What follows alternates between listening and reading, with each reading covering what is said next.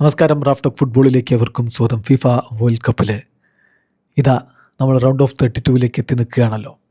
48 ടീമുകൾ വെച്ച് തുടങ്ങിയ വേൾഡ് കപ്പിൽ ഇനി 32 ടീമുകൾ മാത്രമാണ് ബാക്കിയുള്ളത്. ഈ 32 ടീമുകളിൽ ഏറ്റവും കൂടുതൽ കിരീട സാധ്യതയാർക്കാണ്? ഏറ്റവും പുതിയ പവർ റാങ്കിങ് നമ്മൾ അവതരിപ്പിക്കുകയാണ്. ഗ്രൂപ്പ് സ്റ്റേജ് അവസാനിച്ചു. എല്ലാ ടീമുകളുടെയും 3 മത്സരങ്ങൾ നമ്മൾ കണ്ടു. ടീമുകളുടെ പ്രകടനങ്ങൾ നമ്മൾ വിലയിരുത്തി കഴിഞ്ഞു. ഇപ്പോൾ കൂടുതൽ കിരീട സാധ്യതയാർക്കാണ്? പവർ റാങ്കിങ്ങിൽ ഏറ്റവും കുറഞ്ഞ കിരീട സാധ്യത 32ാം സ്ഥാനത്ത് കേപ്പ് വെർദെയാണ്. കേപ്പ് വെർദെക്ക് കിരീട സാധ്യത ഉണ്ടെന്ന് ആരും കരുതുന്നുണ്ടാവില്ലല്ലോ. അർജൻറ്റീനയാണ് അവരുടെ റൗണ്ട് ഓഫ് 32 എതിരാളികൾ. അവരെ മറികടന്ന് കേപ്പ് വെർദെ മുന്നോട്ട് പോകും എന്ന് ഞാൻ കരുതുന്നില്ല. സാധ്യത വളരെ കുറവാണ്. നോക്കൗട്ടിലേക്ക് എത്തിയെന്നത് തന്നെ വലിയ കാര്യമാണ്. 31ാമത് DR കോങ്കോയാണ്. Democratic republic of Congo. കോങ്കോയെ സംബന്ധിച്ചിടത്തോളം അവർ പോർച്ചുഗലിനെ ഞെട്ടിച്ചുകൊണ്ട് തുടങ്ങിയതാണ്. റൗണ്ട് ഓഫ് 32 എത്തി എന്നുള്ളത് വലിയ കാര്യമാണ്. പക്ഷേ റൗണ്ട് ഓഫ് 32 അവരുടെ എതിരാളികൾ ഇംഗ്ലണ്ടാണ്. മുന്നോട്ട് കടക്കാനുള്ള സാധ്യത തുച്ഛമാണ്. അതുകൊണ്ട് തന്നെയാണ് 31ാം സ്ഥാനത്ത് അവരുള്ളത്. അടുത്ത 30ാം സ്ഥാനത്ത് സ്വീഡനാണ്. സ്വീഡൻ അത്ര മികച്ചൊരു പ്രകടനം ഈ വേൾഡ് കപ്പിൽ നടത്തിയെന്ന് നമുക്ക് പറയാൻ പറ്റില്ല. ആദ്യ കളിയിൽ അവർ നന്നായി കളിച്ചു, പക്ഷേ അത് ടുണീഷ്യക്കെതിരെയായിരുന്നു. അതിനുശേഷം അതേ ഒരു മികവ് എന്ന് അവർക്ക് ആവർത്തിക്കാൻ പറ്റി എന്ന് പറയാനില്ല. കൺസിസ്റ്റൻസി കുറവായിരുന്നു. മുന്നേറ്റനിര മികച്ചതാണ്, കാരണം ഗ്യോക്കറസും അലക്സാണ്ടർ ഐസക്കും ഒക്കെ ഉണ്ട്. പക്ഷേ അതുപോലെ മൊത്തം ടീം ബാലൻസ്ഡ് അല്ല. അതും മാത്രമല്ല, റൗണ്ട് ഓഫ് 32 അവരുടെ എതിരാളികൾ ഫ്രാൻസാണ്. മുന്നോട്ട് പോകുമെന്ന് നമുക്ക് കരുതുക വയ്യ. അതുകൊണ്ട് 30ാം സ്ഥാനത്താണ് സ്വീഡൻ ഉള്ളത്. 29ാം സ്ഥാനത്ത് ബോസ്നിയ ആൻഡ് ഹെർസഗോവിന. ഇറ്റലിയൊക്കെ തടഞ്ഞുകൊണ്ട് വേൾഡ് കപ്പിലേക്ക് വന്നതാണ് ബോസ്നിയ ആൻഡ് ഹെർസഗോവിന. ഒടുവിൽ ഒരുവിധം റൗണ്ട് ഓഫ് 32 എത്തി. പക്ഷേ ഇനി അവർ മുന്നോട്ട് പോകാനുള്ള സാധ്യത കുറവാണ്. അവരുടെ എതിരാളികൾ റൗണ്ട് ഓഫ് 32 ആതിഥേയരായിട്ടുള്ള USA ആണ്. മികച്ച പ്രകടനമാണ് USA ഇപ്പോൾ നടത്തിക്കൊണ്ടിരിക്കുന്നത്. അടുത്ത ടീം പരാഗ്വയാണ്. പരാഗ്വയെ സംബന്ധിച്ചിടത്തോളം അത്ര മികച്ചൊരു പ്രകടനമല്ല അവർ വേൾഡ് കപ്പിൽ നടത്തിയത്. പക്ഷേ ഒരുവിധം അവർ റൗണ്ട് ഓഫ് 32 എത്തിയിട്ടുണ്ട്. ഇനി അവരുടെ എതിരാളികളാവട്ടെ ജർമ്മനിയാണ്. ജർമ്മനിയെ സംബന്ധിച്ചിടത്തോളം നമുക്കറിയാലോ, ആദ്യ കളിയിൽ അവർ ഗോൾ വർഷം നടത്തി. അതിനുശേഷം അതേ മികവ് ജർമ്മനിക്കും തുടരാൻ പറ്റിയിട്ടില്ല. എന്നാൽ പോലും പരാഗ്വയ്ക്കെതിരെ അവർ ജയിക്കുമെന്നാണ് പ്രതീക്ഷിക്കുന്നത്. അതല്ല, ഇനി പരാഗ്വെ ഇക്വഡോറിൻ്റെ വഴി പിടിക്കുമോ എന്നുള്ളതും കണ്ടറിയണം. എനിവേ 28ാം സ്ഥാനത്താണ് പരാഗ്വെ വരുന്നതെങ്കിൽ 27ാം സ്ഥാനത്താണ് സൗത്ത് ആഫ്രിക്ക. വളരെ ഞെട്ടിച്ച ഒരു റിസൾട്ടായിരുന്നു സൗത്ത് ആഫ്രിക്ക റൗണ്ട് ഓഫ് 32 കടന്നു എന്നുള്ളത്. ആദ്യ മത്സരത്തിൽ അവരുടെ മോശം പ്രകടനം നമ്മളെല്ലാവരും കണ്ടതാണ്. പക്ഷേ പിന്നീട് അവരിതാ റൗണ്ട് ഓഫ് 32 എത്തിയിരിക്കുന്നു. കാനഡയാണ് എതിരാളികൾ. ആതിഥേയരായിട്ടുള്ള കാനഡ മികച്ച രൂപത്തിൽ മുന്നോട്ട് പോയിക്കൊണ്ടിരിക്കുന്ന ഒരു ഘട്ടം കൂടിയാണ്. അപ്പോൾ അതുകൊണ്ട് തന്നെ സൗത്ത് ആഫ്രിക്കയുടെ ഇനിയുള്ള മുന്നോട്ട് പോക്ക് സംശയത്തിലാണ്. 27ാം സ്ഥാനത്താണ് അവരുള്ളത്. 26ാം സ്ഥാനത്താണ് ഓസ്ട്രിയ ഉള്ളത്.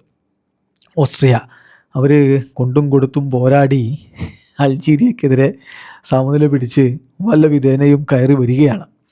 എന്ത് സംഭവിക്കും, മുന്നോട്ട് അവർക്ക് പോകാൻ കഴിയുമെന്നുള്ളൊരു വലിയ ചോദ്യമാണ്. സ്പെയിനാണ് റൗണ്ട് ഓഫ് 32 എതിരാളികൾ. കിരീട സാധ്യതയിൽ വെറും 26ാം സ്ഥാനത്താണ് നമ്മളിപ്പോൾ ഓസ്ട്രിയയെ പ്രതിഷ്ഠിക്കുന്നത്. 25ാമതാണ് ഇക്വഡോറിന് പക്ഷേ മുന്നോട്ട് പോകാനുള്ള സാധ്യത ഇല്ല എന്നൊന്നും പറയാൻ പറ്റില്ല. ഇക്വഡോർ ഈ പറഞ്ഞ രൂപത്തിൽ ഡാർക്കോസസ് ആവും എന്നൊക്കെ നമ്മൾക്ക് പ്രതീക്ഷയാണ്. പക്ഷേ ആദ്യത്തെ 2 കളികളിൽ ഒരു പോസിറ്റീവ് റിസൾട്ട് ഉണ്ടാക്കാൻ പറ്റാതിരുന്നിടത്താണ് അവർ ബുദ്ധിമുട്ടിയത്.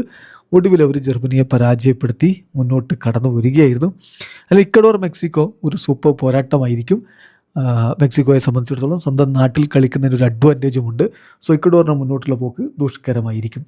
24ാം സ്ഥാനത്താണ് നമ്മൾ ഗാനയെ പ്രതിഷ്ഠിക്കുന്നത്. ഗാനയെ സംബന്ധിച്ചിടത്തോളം ഞാൻ നേരത്തെ പറഞ്ഞ പോലെ ഒരല്പം ഇൻകൺസിസ്റ്റൻ്റ് ആണ് അവരുടെ പെർഫോമൻസ്. ശരിയാണ്, ഇംഗ്ലണ്ടിനെ സമനിലയിൽ തളച്ചിട്ടൊക്കെ ഉണ്ട്.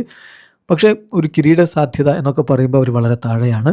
കൊളംബിയക്കെതിരെ അവർ റൗണ്ട് ഓഫ് 32 കടന്ന് മുന്നോട്ട് കയറുമോ എന്നുള്ളത് കണ്ടറിയണം. 23ാം സ്ഥാനത്താണ് ഓസ്ട്രേലിയയെ സംബന്ധിച്ചിടത്തോളം ഒന്നുകൂടിയൊക്കെ ഒരു മുന്നോട്ട് പോയേക്കാം. ഈജിപ്തിനെതിരെയാണ് റൗണ്ട് ഓഫ് 32. പക്ഷേ ഒരു കിരീട സാധ്യത എന്നൊക്കെ പറയുമ്പോൾ അവർ കുറേ പുറകിൽ തന്നെയാണ്. 23ാം സ്ഥാനത്താണ് ഓസ്ട്രേലിയ എങ്കിൽ 22ാം സ്ഥാനത്താണ് അൾജീരിയ ഉള്ളത്. അൾജീരിയ റിയാദ് മെഹ്റസ് ആവശ്യമുള്ള സമയത്ത് മിന്നിക്കത്തിയതുകൊണ്ട് ഒരുവിധം റൗണ്ട് ഓഫ് 32 പിടിച്ചു എന്നുള്ളതാണ്. പക്ഷേ സ്വിറ്റ്സർലൻഡിനെതിരെയാണ് റൗണ്ട് ഓഫ് 32.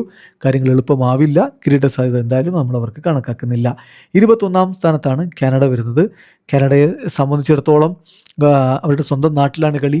സൗത്ത് ആഫ്രിക്ക അവർ മറികടന്ന് മുന്നോട്ട് പോവുകയും ചെയ്തേക്കാം. പക്ഷേ തീർച്ചയായിട്ടും അവർ സ്വന്തം നാട്ടിൽ കളി എന്ന് പറയുമ്പോൾ ഇനിയിപ്പോൾ അടുത്ത കളിക്ക് അവർ US ട്രാവൽ ചെയ്യണം, അത് വേറെ കാര്യം. പക്ഷെ അതല്ല പറയുന്നത്, സ്വന്തം നാട്ടിൽ ആതിഥേയത്വം വഹിക്കുന്ന ഒരു ടൂർണമെൻറ്റാണ്.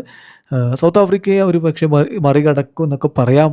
എന്നാൽ പോലും ഒരു കിരീട സാധ്യതയൊന്നും ആരും അവർക്ക് കണക്കാക്കുന്നില്ല. 20ാം സ്ഥാനത്ത് ഈജിപ്താണ്. മോസലയുടെ പരിക്ക് അവർക്ക് തിരിച്ചടിയായിട്ടുണ്ട്.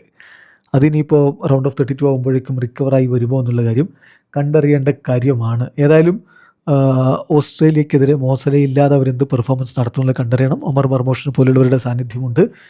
മുന്നോട്ട് പോയാൽ അത്ഭുതപ്പെടേണ്ടതില്ല. പക്ഷേ ഒരു കിരീട സാധ്യത എന്നൊന്നും ആർക്കും പറയാൻ പറ്റില്ല.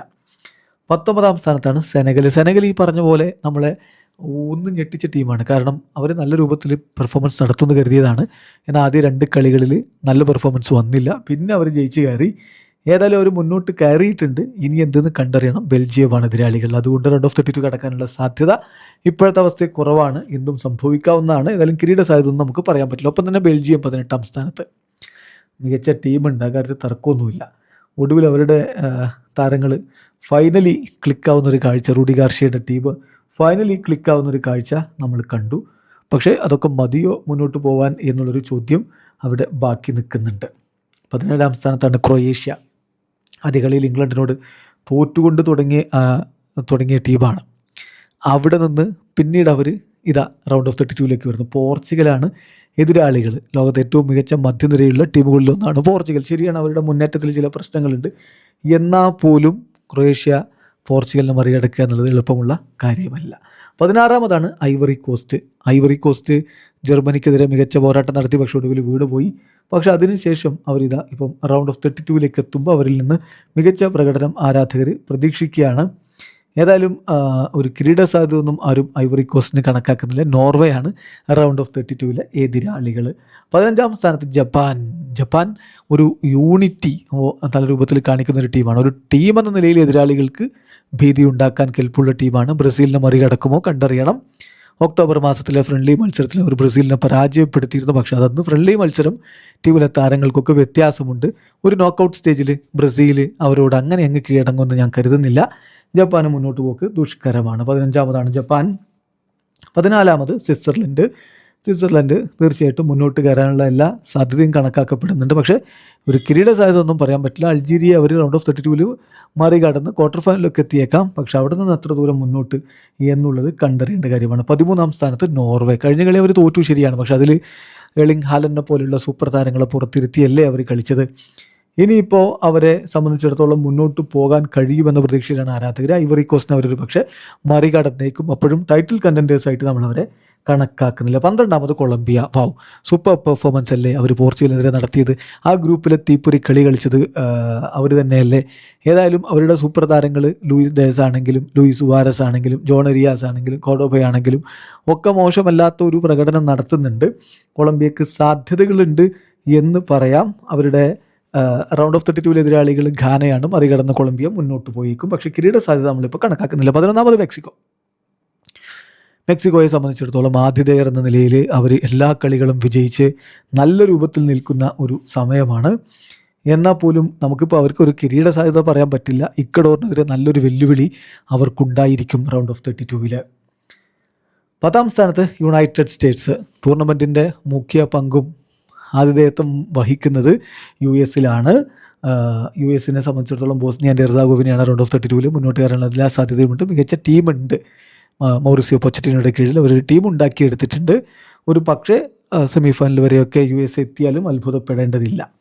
മൊറോക്കോ 9ാം സ്ഥാനത്ത്.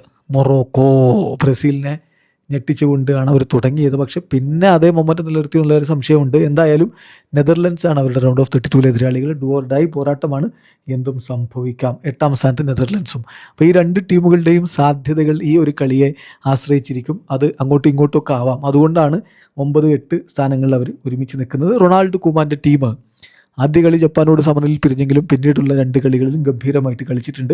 പ്രതീക്ഷകൾ വളരുന്നു. പോർച്ചുഗലാണ് 7ാമത്. കിരീട സാധ്യതയിൽ സ്റ്റിൽ അവരുടെ കോച്ച് റോബർട്ടോ മാർട്ടിൻസ് പറഞ്ഞ പോലെ ടീം കണ്ടൻറ്റേഴ്സാണ്. അപ്പം അദ്ദേഹം പറയുന്നുണ്ടല്ലോ, ഈ ഗ്രൂപ്പ് സ്റ്റേജ് എന്ന് പറഞ്ഞാൽ ഉള്ളി ക്വാളിഫൈ ചെയ്യാൻ വേണ്ടി മാത്രമുള്ളതാണ്. നമ്മൾ ക്വാളിഫൈ ചെയ്തിട്ടുണ്ട്.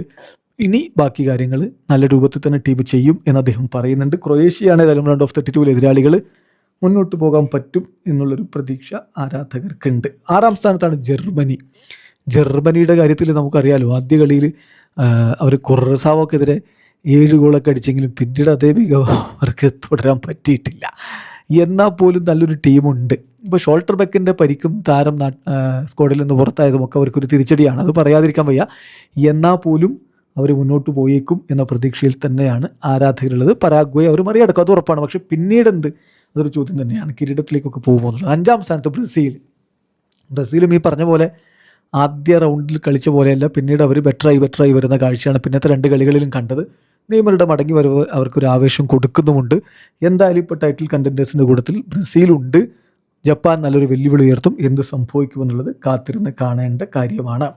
4-ാം സ്ഥാനത്താണ് ഇംഗ്ലണ്ട് ആദ്യ കളിയിൽ ജയിച്ചു, പക്ഷേ ഗാന അവരെ വിറപ്പിച്ചു. അത് കഴിഞ്ഞിട്ട് ഇപ്പോൾ അവർ നല്ല രൂപത്തിൽ തന്നെ മുന്നോട്ടേക്ക് വന്നിട്ടുണ്ട്. ഹാരി കെയിൻ്റെ ഗോള് അതൊക്കെ കൈയടിക്കേണ്ട കാര്യമാണ്. ഹാരി കെയിൻ ഈ സീസണിൽ 70 ഗോളുകൾ തികച്ചു കഴിഞ്ഞിട്ടുണ്ട്. അപ്പോൾ അങ്ങനെയൊക്കെ പറയുമ്പോഴും ചില പരിക്കിൻ്റെ പ്രശ്നങ്ങൾ അവരെ വലക്കുന്നുണ്ട് എന്നുള്ളതൊരു യാഥാർത്ഥ്യമാണ്. എന്ത് സംഭവിക്കുന്നത് കാത്തിരുന്ന് കാണണം. സ്റ്റിൽ കിരീട സാധ്യതയുള്ള ടീമാണ്. 3-ാമത് സ്പെയിനാണ്. സ്പെയിൻ്റെ കാര്യത്തിൽ നമുക്കറിയാലോ, നിക്കോ വില്യംസിൻ്റെ പരിക്ക് അത് മനഃപൂർവ്വം ചവിട്ട് കിട്ടി എന്ന രൂപത്തിലാണ് അദ്ദേഹം ഇപ്പോൾ പ്രതികരിച്ചു കൊണ്ടിരിക്കുന്നത്. തന്നെ മനഃപൂർവ്വം ഫൗൾ ചെയ്ത് തൻ്റെ കരിയർ ഇങ്ങനെ ആക്കി എന്ന രൂപത്തിലൊക്കെയുള്ള ഒരു സ്റ്റേറ്റ്മെൻറ്റൊക്കെ അദ്ദേഹം ഇപ്പോൾ പുറത്തുവിട്ടിട്ടുണ്ട്. എന്തായാലും സ്പെയിന് നല്ല കിരീട സാധ്യത. 1-ാം സ്ഥാനത്തൊക്കെ എല്ലാവരും ആദ്യമൊക്കെ കണ്ടിരുന്നതാണ്. പക്ഷേ ഇപ്പോൾ ഗോൾ അടിക്കാൻ ടീമൊന്ന് ബുദ്ധിമുട്ടുന്നുണ്ടോ എന്നൊരു ചോദ്യം വരും. എന്തായാലും ഓസ്ട്രേലിയക്കെതിരെ റൗണ്ട് ഓഫ് 32 അവർ മുന്നോട്ട് പോകുന്ന കരുതാം. അതിനുശേഷം നല്ല കിരീട സാധ്യത ഇപ്പോഴും കണക്കാക്കപ്പെടുന്ന ടീമാണ് സ്പെയിന്. രണ്ടാമത് ഫ്രാൻസിന് വെടിച്ചില് ടീമുണ്ട്. ഒരു സംശയവും വേണ്ടതിൽ. കിലിയൻ എംബാപ്പെ, അതുപോലെ തന്നെ ഒസ്മാൻ ഡംബലെ, ഡിസേ ഡു, എല്ലാവരും നല്ല ഫോമിൽ കളിച്ചുകൊണ്ടിരിക്കുകയാണ്. അപ്പോൾ അതുകൊണ്ട് നല്ല ടീമുണ്ട് ഫ്രാൻസ് റൗണ്ട് ഓഫ് 32 ഒക്കെ അനായാസം മറികടന്ന് മുന്നോട്ട് പോകുന്ന ഒരു തർക്കമില്ല. സ്വീഡനെ അവർ മറികടക്കും. ഏതായാലും 1-ാം സ്ഥാനത്ത് ഇപ്പോൾ അർജൻറ്റീനയാണ്. അർജൻറ്റീന ലിയോ മെസ്സിയുടെ മികവിലാണ് മുന്നോട്ട് പോകുന്ന കാര്യത്തിൽ സംശയമില്ല. മെസ്സി ഇല്ലാത്തൊരു അർജൻറ്റീന എന്ന് പറഞ്ഞാൽ ഒരു ആവറേജ് ടീമാണെന്നുള്ളത് ഇന്ന് വീണ്ടും തെളിയുകയുണ്ടായി. പക്ഷേ മെസ്സി ഉണ്ടാകുമ്പോഴോ എന്തും ചെയ്തു കളയും അദ്ദേഹം. അപ്പോൾ അതുകൊണ്ട് അർജൻറ്റീനയെ ഭയക്കണം. പിന്നെ അവരുടെ പാത്ത് കുറച്ചുകൂടി ഒരു സുഗമമായിട്ടുള്ള പാത്താണ്. ഇപ്പോൾ കേപ്പ് വെർദെക്കെതിരെ റൗണ്ട് ഓഫ് 32 കളിക്കണം. അത് കഴിഞ്ഞ് മുന്നോട്ട് പോകുമ്പോഴും ഇപ്പോൾ പോർച്ചുഗലൊന്നും ഇനി വരുന്നില്ല. അവരുടെ ക്വാർട്ടർ ഫൈനൽ എതിരാളികളായിട്ട് വലിയൊരു ബുദ്ധിമുട്ടില്ലാതെ അവർ മുന്നോട്ട് പോകാനുള്ള സാധ്യതയുണ്ട്. കിരീട സാധ്യത വളരെ കൂടുതലുമാണ്. അർജൻറ്റീന 1-ാമതാണ്. ഇതാണ് ഇപ്പം നമുക്ക് അവതരിപ്പിക്കാനുള്ള പവർ റാങ്കിങ്. വളരെ പെട്ടെന്ന് ആദ്യത്തെ 5 സ്ഥാനക്കാരെ പറയാം. 1 Argentina, 2 France, 3 Spain, 4 England, 5 Brazil. നിങ്ങൾക്ക് വ്യത്യസ്ത അഭിപ്രായങ്ങളുണ്ടാവും. വീഡിയോ സാധിക്കുന്ന ഫുട്ബോൾ ലോകത്തെ കൂടുതൽ വിശേഷങ്ങളുമായി റഫ്ലക്സ് എടുത്താം.